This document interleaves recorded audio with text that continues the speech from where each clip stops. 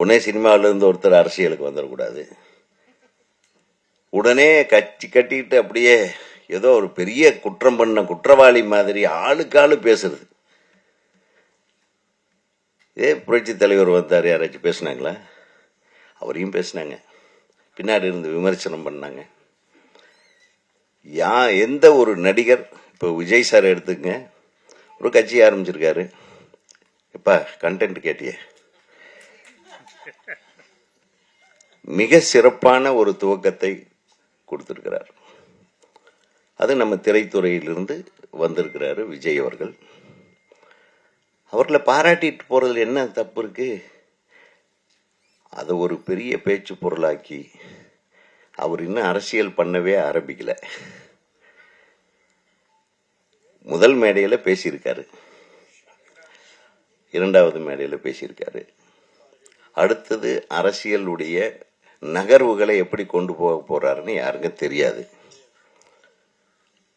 அதுக்குள்ள அவரை கட்டம் கட்டி அப்படி இப்படி இவங்க நகர்த்துறாங்க வெளியிலிருந்து. எதுக்கு? நல்லா வரட்டும், அவர் ஒரு மாற்றத்தை கொண்டு வரட்டும். இதில் என்ன இருக்கு? யார் வேணாலும் அரசால வரலாம், யார் வேணாலும் சினிமாவுக்கு வரலாம்.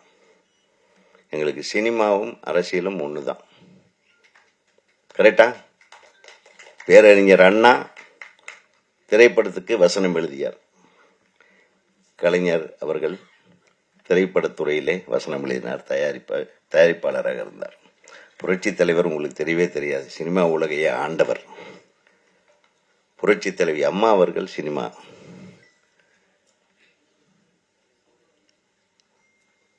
இன்றைய முதல்வர் சினிமா துறையிலிருந்து வந்தார்.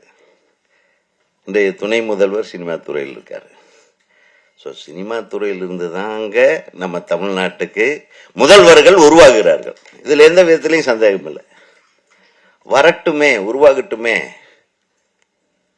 அது என்ன, வர்றதுக்கு முன்னாடியே 1008 பிரச்சனையை பண்ணி ஒருத்தர் குழப்புறதுக்குன்னே எல்லாம் ரெடியாக இருக்கிறாங்க.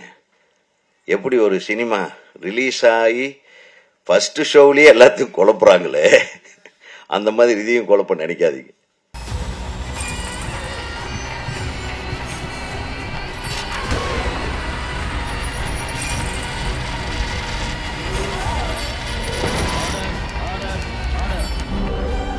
நிகழ்தகவு குற்றங்களின் மறுபரிமாணம்.